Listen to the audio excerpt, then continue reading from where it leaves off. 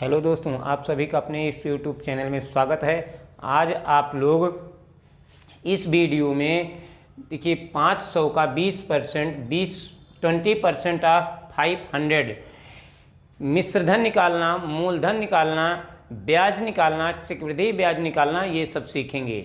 यानी amount, principal amount और compound interest, ये सब निकालना इसमें सीखेंगे। बहुत ही इम्पोर्टेंट वीडियो है ये। तो चलिए देखते हैं 500 का 20% कितना होगा, यानी 20% ऑफ 500। तो यहाँ से देखिए, अगर यहाँ पर दिया गया है 500 का 20% निकालना है तो हम क्या करेंगे, ये प्रतिशत है तो ये प्रतिशत को हटा देंगे। यहाँ देखिए 500 का 20% यानी 500 का 20% हमको निकालना है तो हम क्या करेंगे, जहाँ का लिखा है इसको मल्टीप्लाई में कर देंगे और ये जो प्रतिशत लिखा है इसको यहाँ लिख देंगे। यानी प्रतिशत हटाएंगे तो नीचे 100 लिखना है और ये जो का लिखा है यानी आप इसके स्थान पर हमको मल्टीप्लाई लिखना है। यहाँ पर मल्टीप्लाई हो जाएगा और ये 20% है तो ये प्रतिशत हट करके नीचे 100 हो जाएगा, यानी 20/100। तो ये आपका बन गया 500 मल्टीप्लाई 20/100। तो यहाँ से हम देखिए 2 जीरो ऊपर से 2 जीरो नीचे से कैंसिल कर देते हैं तो ये आपका कितना हो रहा है, 50 × 2 तो कितना हो गया 100। 500 रुपये का 20% 100 रुपये होगा। तो 500 का जब 20% निकालेंगे 100 आएगा। प्रति का मतलब होता है 1 और शत का मतलब होता है 100। ये प्रतिशत लिखा है, प्रतिशत यानी प्रति का मतलब 1, शत का मतलब 100, यानी 100 रुपये पर 20 रुपया। मान लीजिए हमको 100 रुपये पर 20 रुपया प्रॉफिट हो रहा है तो 500 पर कितना प्रॉफिट होगा, 100 रुपये। 100 रुपये पर 20 रुपये तो 500 पर 100 रुपये का प्रॉफिट हमको होगा। इस प्रकार से आप निकाल सकते हैं। अब इसमें एक क्वेश्चन और बनेगा, 500 का कितना प्रतिशत 100 रुपया होगा, ऐसा भी आप क्वेश्चन बना सकते हैं। 500 रुपये का कितना प्रतिशत निकाला जाए, कितना प्रतिशत निकाला जाए कि ये 100 रुपये के बराबर हो जाए। 500 का कितना परसेंट निकालें कि 100 रुपये के बराबर हो जाए। तो प्रतिशत नहीं दिया है तो जहाँ हम परसेंट लिखते हैं यहाँ पर x लिख देंगे। तो हम इस प्रकार लिखते हैं, माना 500 का x प्रतिशत, 500 रुपये का x प्रतिशत 100 रुपये के बराबर होगा। यहाँ लिखा है कितना परसेंट, 500 का कितना परसेंट निकालें, 500 का कितना परसेंट निकालें कि 100 रुपये के बराबर हो जाए। तो जहाँ परसेंट दिया है यहाँ x लिख देंगे, ये हो जाएगा 500 और x के नीचे 100 लिख देंगे और यहाँ 100 दिया है। अब यहाँ से देखिए 2 जीरो नीचे 2 जीरो ऊपर से काट दिए, 5x = 100 हो गया। तो यहाँ से x = कितना आएगा 100। 100 के नीचे आपका कितना आ जाएगा, 100 के नीचे आपका हो जाएगा 5, 100 के नीचे हो जाएगा 5 तो ये हो जाएगा 20, यानी 20%। कितना 20%। अब देखिए ये दूसरा क्वेश्चन आपका बन गया। पहले आपका क्वेश्चन था 500 का 20% कितना होगा तो 100 आएगा। अब ये क्वेश्चन कह रहा है 500 का कितना परसेंट 100 होगा, तो दूसरा क्वेश्चन बन गया। और देखिए इसी में और भी क्वेश्चन देखिए, बहुत अच्छे क्वेश्चन हैं। आप देखिए इसमें कितने प्रकार के क्वेश्चन बन रहे हैं। अब दूसरा क्वेश्चन फिर आपका बन रहा है। यहाँ से देखिए, किस संख्या का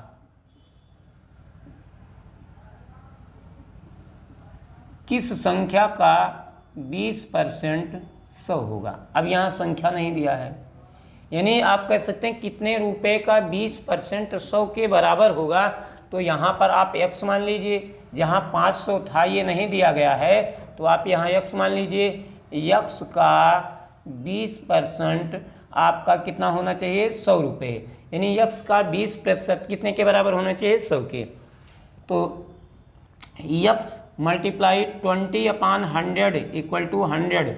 तो यहाँ से देखिए इसको काट दीजिए, 21 जा 20, 25 जा 100, तो ये आपका आ गया x/5, यहाँ हो गया 100, यहाँ से क्रॉस मल्टीप्लाई कर दीजिए, x इक्वल टू कितना हो गया 500।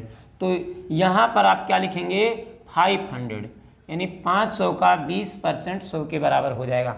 तो ये बहुत ही इंपॉर्टेंट क्वेश्चन है, बहुत ही अच्छा क्वेश्चन है, इस प्रकार से आप इसको लगा सकते हैं। अब देखिए जैसे दिया है 20% को आप भिन्न में बदलिए, फ्रैक्शन में बदलिए, तो आप क्या करेंगे 20/100 कर दीजिए, इसको कैंसिल कर दीजिए, 1/5 हो गया 1/5।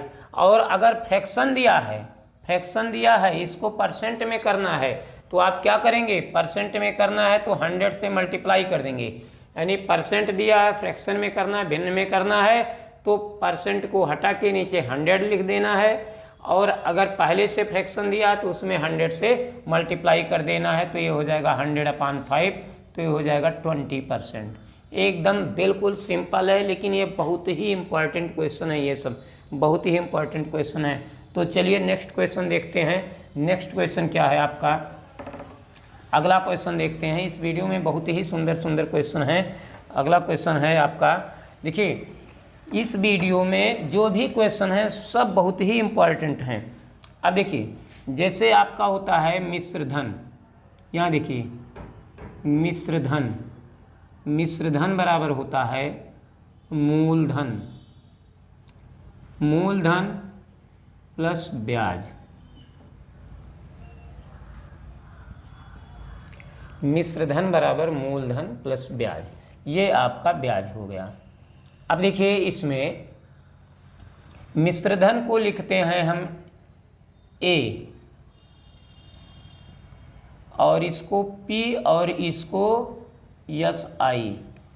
A मिश्र धन अमाउंट है, P को कहते हैं प्रिंसिपल अमाउंट, और सिंपल इंटरेस्ट यानी साधारण ब्याज, ये साधारण ब्याज है। ब्याज में यहाँ हम लिख सकते हैं साधारण ब्याज, एक होता है चक्रवृद्धि ब्याज, तो ये हो गया। और दूसरा देखिए ये आपका होता है चक्रवृद्धि मिश्र धन, क्या होता है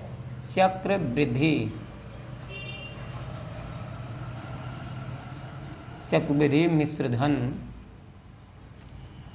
मिश्र धन आपका क्या होता है मूलधन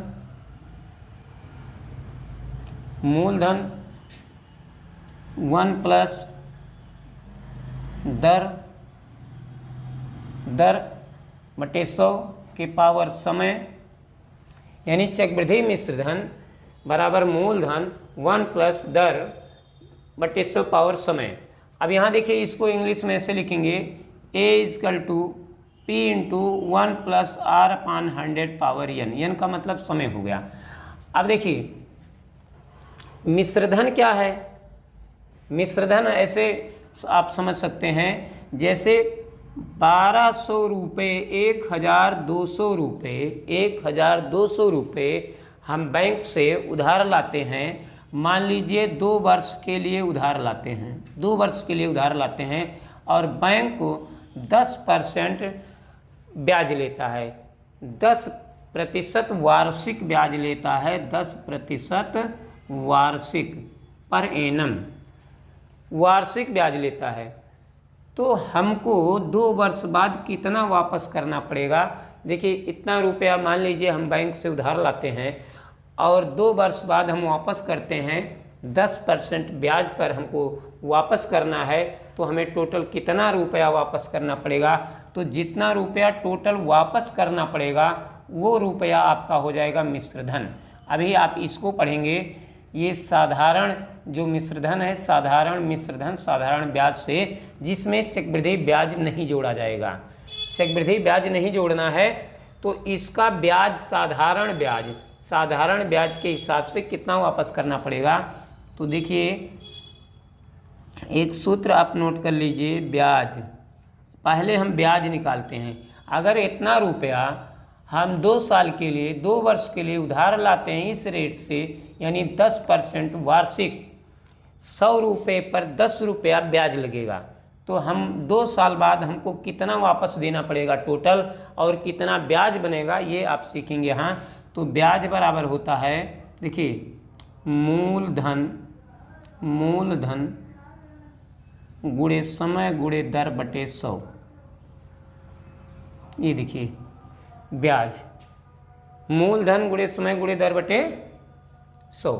अब यहाँ से इसको आप ब्याज को लिखते हैं simple interest, SI equal to P into T into R upon 100। ये आपका फार्मूला है, इसी में हमको रखना है। अगर हमको ब्याज मिल जाता है तो मूलधन में हम ब्याज को जोड़ देंगे तो हमारा मिश्र धन आ जाएगा। अब यहाँ से देखिए हम क्या करते हैं, अभी इसका प्रयोग नहीं करना है हमको, अभी ये साधारण मिश्र धन हमको निकालना है। ये साधारण मिश्र धन आप यहाँ लिख सकते हैं, इसको साधारण मिश्र धन लिख सकते हैं, इसको चक्रवृद्धि मिश्र धन, दोनों का फार्मूला अलग अलग है। देखिए अब यहाँ से इसको देखिए, ये आपका कितना बन रहा है, इसमें जब हम वैल्यू रखेंगे तो कितना बनेगा। देखिए मूलधन कितना दिया है आपका, प्रिंसिपल अमाउंट जिसको कहते हैं 1200 मल्टीप्लाई टाइम कितना दिया है 2 ईयर्स, और रेट कितना है 10%। रेट कितना है, देखिए ये इसको N भी लिखते हैं T भी लिखते हैं, और ये आपका R है R, और ये आपका P है प्रिंसिपल अमाउंट। अब देखिए 1200 और समय कितना दिया 2 वर्ष, और दर कितना दिया है 10%, और यहाँ आपको लिखना है 100। अब देखिए आपको कितना ब्याज देना पड़ेगा ये अभी निकल के सामने आ जाएगा। 2 जीरो से 2 जीरो काट दिए तो यहाँ से देख रहे हैं कितना हो रहा है, 12 इंटू 2 कितना हो गया 24 इंटू 10, तो कितना आया 240 रुपये। अब देखिए 240 रुपये ब्याज बनकर आ रहा है, यानी कि अगर आप 1200 रुपये उधार लेकर आते हैं 2 वर्ष के लिए 10% ब्याज पर, तो आपको 2 साल में 240 रुपये ब्याज देना पड़ेगा।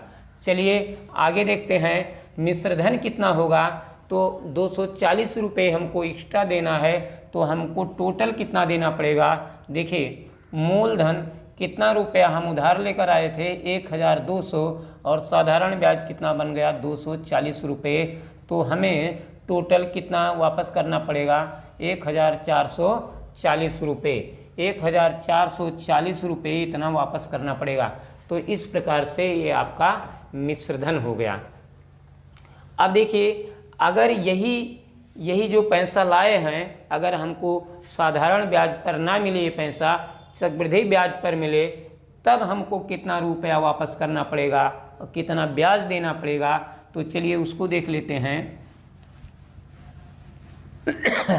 अब देखिए ये तो आपका आ गया, ये आपका आ गया। अब दूसरा देखिए, अगर हमको चक्रवृद्धि मिश्रधन निकालना है, चक्रवृद्धि मिश्रधन निकालना है, तो हम पहले फार्मूला लिख लेते हैं चक्रवृद्धि मिश्रधन का। मूलधन 1 प्लस, देखिए 1 प्लस दर, और ये रेट हो गया, और यहाँ यह लिखते हैं जिसको बोलते हैं यहाँ समय। अब इसी में हमको रखना है, इस सूत्र को ऐसे लिखते हैं A equal to P into 1 plus R upon 100 power N। तो यहाँ देखिए P का मान कितना दिया है, P का मान जो दिया गया है इसको हमको नोट करना है। यहाँ से लिख देते हैं P का मान प्रिंसिपल अमाउंट इतना रुपया हम उधार लाए हैं, और टाइम कितना है, टाइम कितने वर्ष के लिए लाए हैं 2, टाइम 2 ईयर्स दिया गया है, समय 2 वर्ष दिया गया है, और रेट कितना है, दर कितना है, यानी कि R कितना दिया गया है, R है आपका 10%। यहाँ लिखा है देखिए प्रति वर्ष, यानी पर एनम, इसको पर एनम भी लिख सकते हैं। अब देखिए अब यहाँ से ये सब वैल्यू हमको भरना है। अब यहाँ से देखिए क्या हो जाएगा, ये P पर हमको कितना लेना है, यहाँ देखिए मूलधन कितना लेना है 1 पर, दर कितना लेना है 10%, और यहाँ देखिए समय कितना लेना है 2 वर्ष। अब यहाँ से 1200 और यहाँ से इसको कैंसिल कर देते हैं तो ये हो जाएगा 1 + 1/10 का स्क्वायर लग गया और ये आपका हो गया 1200 और यहाँ से मल्टीप्लाई करते हैं तो 10 × 1 = 10 × 1 = 11, 11/10 का स्क्वायर करना है तो ये आपका कितना बन रहा है। यहाँ देखिए 1200 और 11/10, 11/10 यहाँ से देखिए 1200 मल्टीप्लाई 11/10 इंटू 11/10, यहाँ से 2 जीरो नीचे से 2 जीरो ऊपर से कैंसिल कर देते हैं। अब इस सबका मल्टीप्लाई कर लेते हैं, सबका आपस में मल्टीप्लाई कर लेते हैं तो ये कितना हो जाएगा। देखिए 12 का 12 रहेगा, 11 इंटू 11 कितना हो जाएगा 121।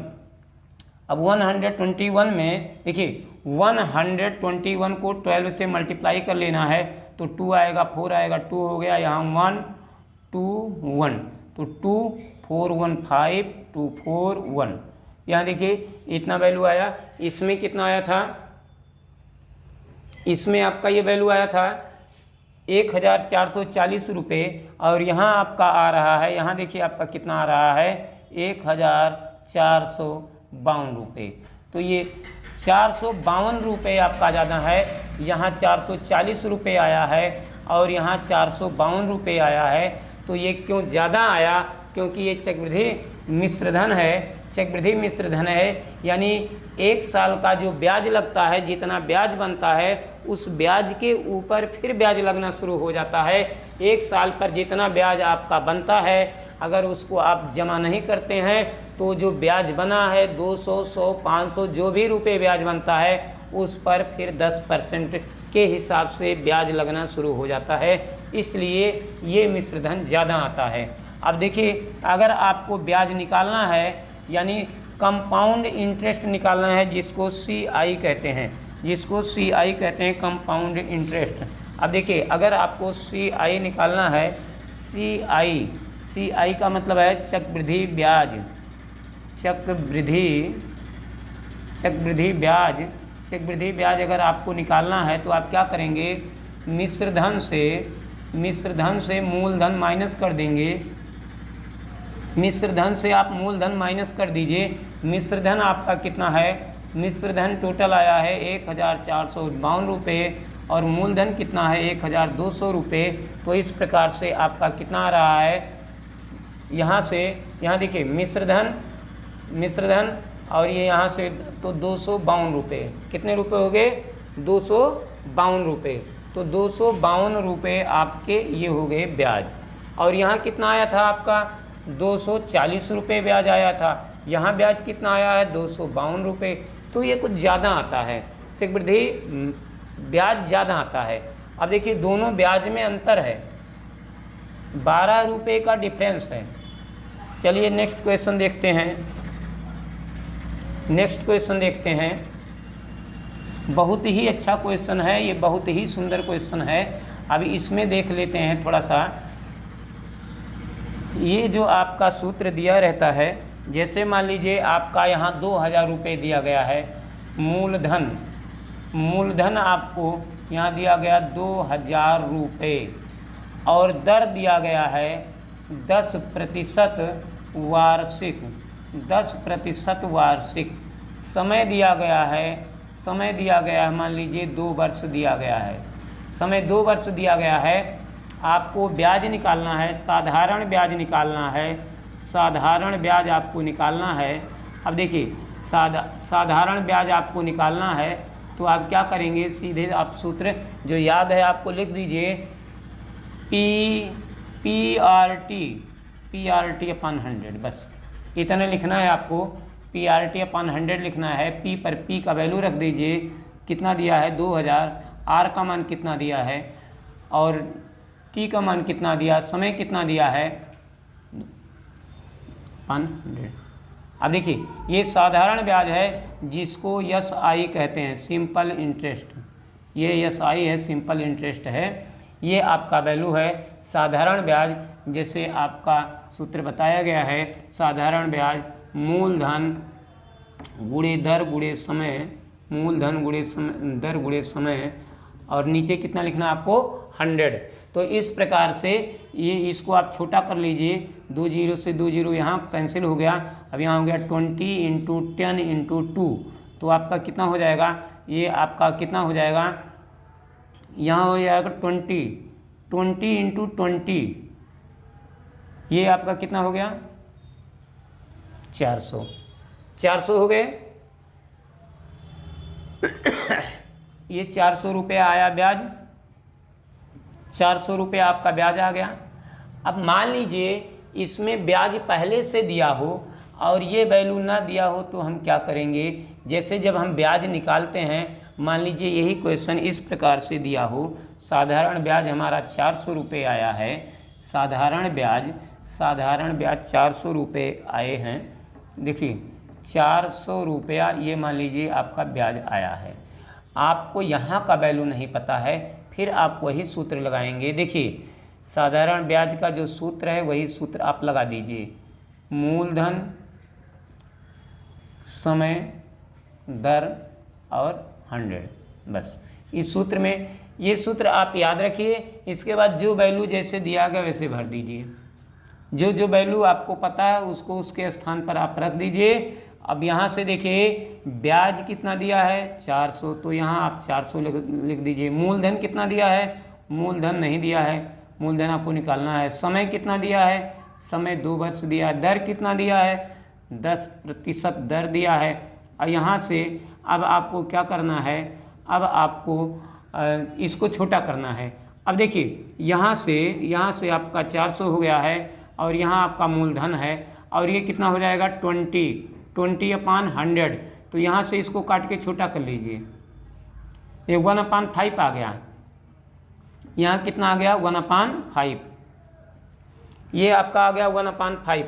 तो यहाँ से आप मल्टीप्लाई कर दीजिए, ये वैल्यू क्रॉस मल्टीप्लाई करेंगे तो कितना होगा, ऐसे देखिए क्रॉस मल्टीप्लाई करेंगे तो 5 का मल्टीप्लाई ऊपर हो जाएगा, तो इस प्रकार ये हो जाएगा 400 × 5 और यहाँ आपका कितना बचेगा मूलधन।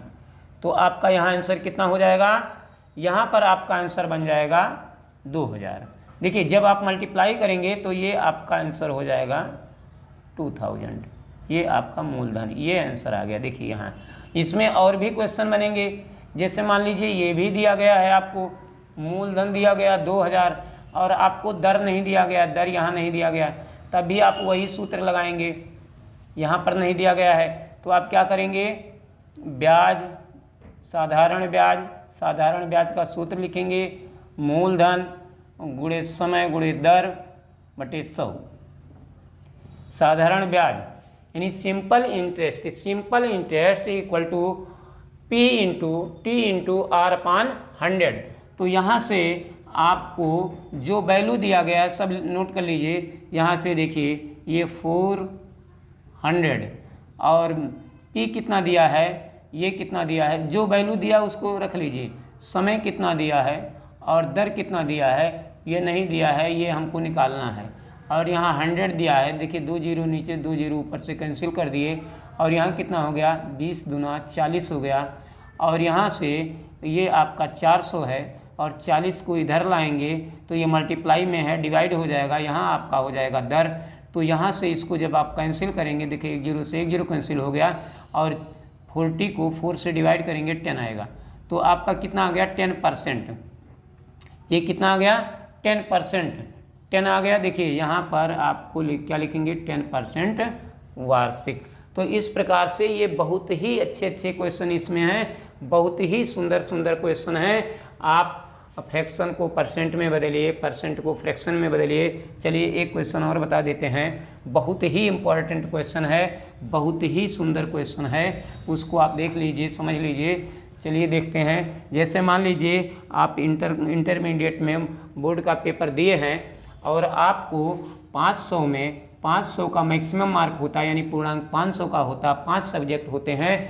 तो और आपको मैक्सिमम मार्क कितना मिला है 300 मिला है, 300 मार्क आपके आए हैं, आप 300 नंबर लाए हैं। कोई पूछ रहा है कि आप कितना % नंबर लाए हैं, तो आप क्या करेंगे, जितना मार्क आपका आया है उसमें आप 100 से मल्टीप्लाई कर देंगे और जो मैक्सिमम मार्क है इससे आप डिवाइड कर देंगे, यानी ये वैल्यू कहाँ आएगा नीचे। जितना मार्क आपका आया है उसमें 100 से मल्टीप्लाई कर दीजिए और जो मैक्सिमम पूर्णांक है, ये पूर्णांक है, उससे डिवाइड कर दीजिए। अब देखिए 2 जीरो नीचे से 2 जीरो ऊपर से कैंसिल हो गया और आपका कितना हो गया 300। 300 को 5 से डिवाइड, तो यहाँ से कितना आएगा 60, यानी आपका 60% नंबर आया है।